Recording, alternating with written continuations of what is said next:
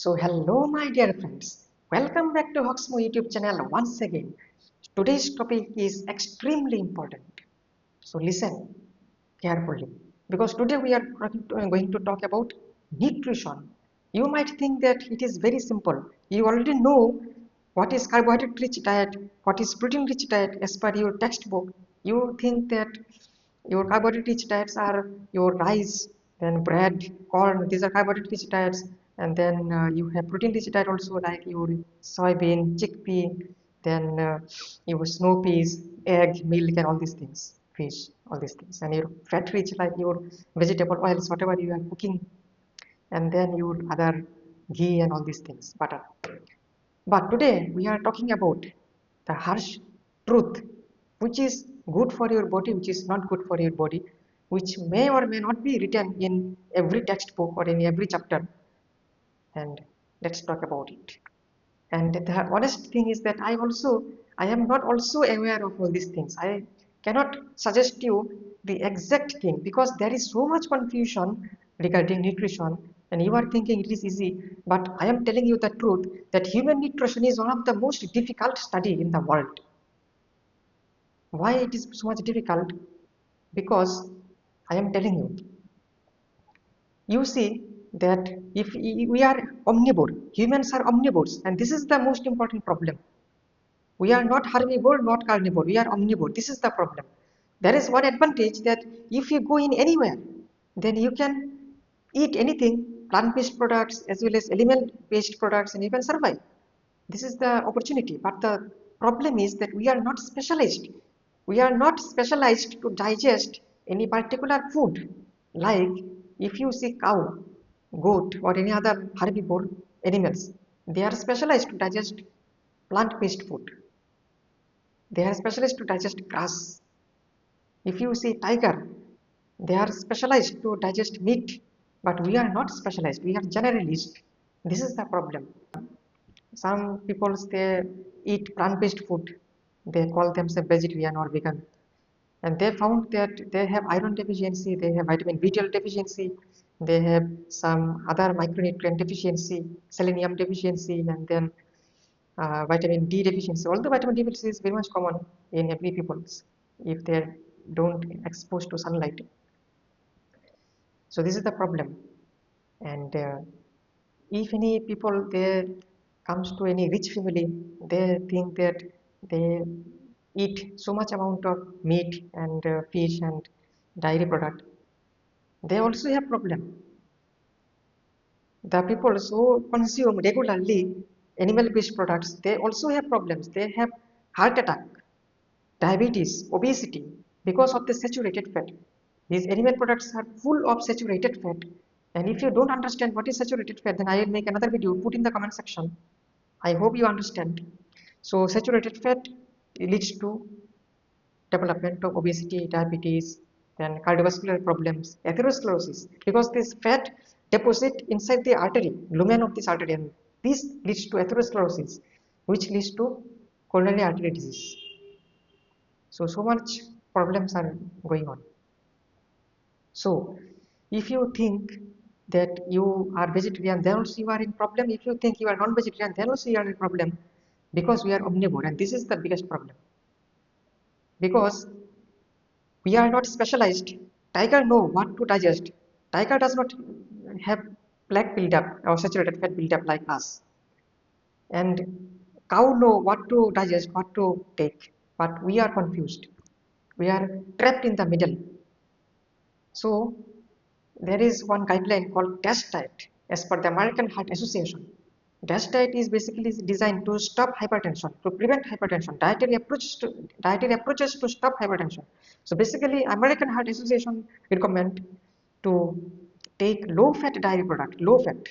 If you take dairy product, then you should discard all the fat content, the cream content, and then you should drink. If you can drink, then and then lots of fruits and vegetables they are emphasized, and then to reduce the amount of salt intake, less than 2300 milligram of elemental sodium per day. That means less than 6 gram of salt per day is extremely important. And reduce the amount of red meat consumption. So if you drink milk also, and there is 65% to 70% people in the world, they are lactose intolerant. That means that they do not have the lactase enzyme to digest the milk, so that they develop bloating, gas, and people are taking medicine of gas, although they are taking medicine of peptic ulcer or medicine of acid reflux. But they are thinking they are taking medicine of gas, although it does not exist actually. But the symptom does not resolution. There is no resolution of the symptom. This is the problem. And in India also, 90% people are lactose intolerant. That means we are designed to digest milk up to 2 years of age, up to weaning period. After weaning, when there is no need of breast milk, then our lactase enzyme does not produce. Our body does not produce lactase enzyme, and this is the problem. In our India, 90% people are lactose intolerant. That means out of 10 people, 9 people are lactose intolerant. If there is 1.4 billion people in India, then 10%, you see 140 million is out. 140 millions can digest, and other than 1.26 billion people cannot digest. And in world, if there is 8 billion people, you can understand 65% what will be the number. So again, milk has huge amount of nutrient, but many people cannot digest. Then in red meat is a very problematic. In American Cancer Society also suggests that it is a very important risk factor of colorectal carcinoma or colon cancer or so many other cancer, red meat. And these also contain any kind of meat which have carnitine and choline. In our body, it metabolizes to trimethylamine N oxide, or TMA, by our gut bacteria. Our gut bacteria metabolize choline and carnitine, which is found in red meat or any kind of meat, and it metabolizes to trimethylamine N oxide, which is toxic, which leads to carcinogenic property. It has carcinogenic property and leads to increasing the chance of cancer. So this is the problem. And so many guidelines are there. And American Heart Association guideline also, they also tell that increase the amount of fruit and vegetables in your diet. There should be lots of fruits and vegetables and mostly plant-based diet, and but reduce the amount of meat if you take. And American Heart Association also, they emphasize regarding fish consumption, because fish has omega-3 fatty acid, EPA and DHA, eicosapentaenoic acid and docosahexaenoic acid, and they tell it is helpful for development of brain. So, and it is cardioprotective also, as per American Heart Association, that oily fish can it can be helpful for improving the heart health.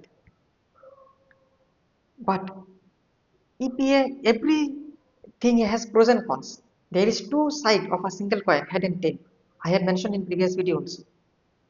So, Environmental Protection Agency (EPA) and FDA, Food and Drug Administration, they tell there are some fish which has high amount of mercury contamination. So they provided list of some fish. Some fish have high amount of mercury. If you consume, and especially pregnant women as well as small children, then there is a chance of amyotrophic lateral sclerosis in your brain because of mercury contamination. And there are some fish which can be safe. And American Heart Association also tell that some fish consumption benefit can be outweigh the risk due to omega-3 fatty acid, but some organization they can tell that mercury contamination is very problematic.